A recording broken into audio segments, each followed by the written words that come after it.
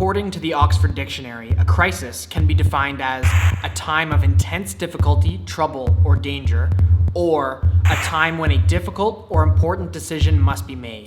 Today is April 26th, 2020, and the coronavirus, or COVID-19, has devastated the human race, killing over 200,000 innocent people, decimating economies, and flipping life as we knew it on its head. It's been declared a global pandemic, and we've all been instructed to stay inside our homes, avoid other humans, and wait for our governments and scientists to figure out how to fix this.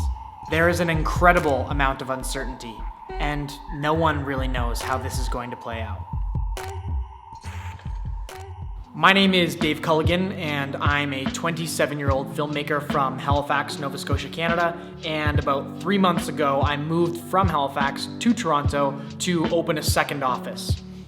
This office, and it was a dream. The company was growing fast. We were hiring, opportunities were multiplying, I had trips planned, vacations, and business trips. Life was good, and then this all happened. We lost basically all of our projected revenues. We had to lay off half of our staff. It totally sucked. But it has been several weeks now, and I've had some time to process everything that's happened. In my personal reflections, I've been coming back to the words of the late Viktor Frankl in one of my all-time favorite books, Man's Search for Meaning. In that book, Frankl wrote, "Forces beyond your control can take away everything you possess except one thing: your freedom to choose how you will respond to the situation." So I've been asking myself, what now? How will you respond? What will you do with this time? I've been reading, journaling, calling friends, and just generally toiling away in search of inspiration. I feel like I've tried everything. And I've come to my conclusion. I'm calling it the Crisis Diaries, a process of creative meditations.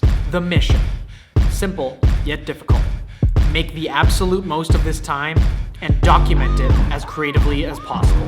When I say make the most of this time, that's a bit vague, so I've broken it down into 4 main areas of focus, hereinafter referred to as the intentions. And in no particular order, they are work and creativity, health and wellness, learning and growth, and relationships and giving. And when I say document it as creatively as possible, I'll be using a combination of 2 principal mediums: a physical journal / scrapbook and filmmaking, as well as anything else necessary to tell a story, communicate a message, or explore an idea in the form of 1 short film per week. Now that we've defined the mission and we've outlined the intentions, we're on to the 3rd and final pillar of this project: the commandments of crisis.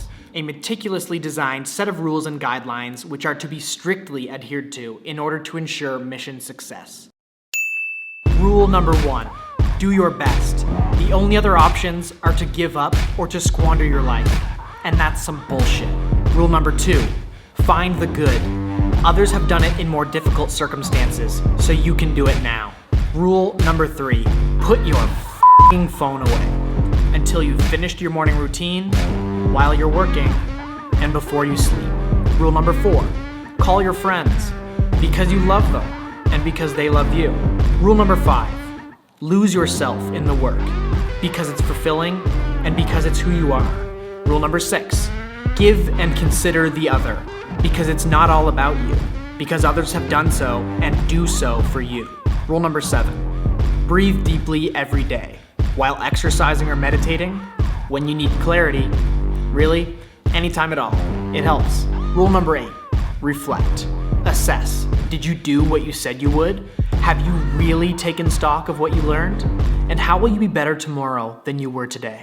Rule number 9, rest and replenish. Get a good sleep, read good books, watch good movies, take care of your body and mind. Because if you don't, number 1 is impossible. And finally, rule number 10, practice gratitude. Because you're alive, for the privilege to do number 1 through number 9, and it's not good enough to think it. You have to say it, write it, share it. Right now on planet Earth, we are living through what will likely be one of the strangest, most difficult, and most uncertain times we will ever live through. I count myself extremely fortunate to still have my health for the moment and to have the tools and the access to be able to work and to be able to examine, explore, and share my own thoughts and ideas through these films and through this work. Just as I have no idea what will come of this whole crisis, I also don't know what will come of this project. Nor do I want to try to predict outcomes that ultimately are out of my control. So this is my response. I simply want to do my best, stick to the mission, and see how this all unfolds.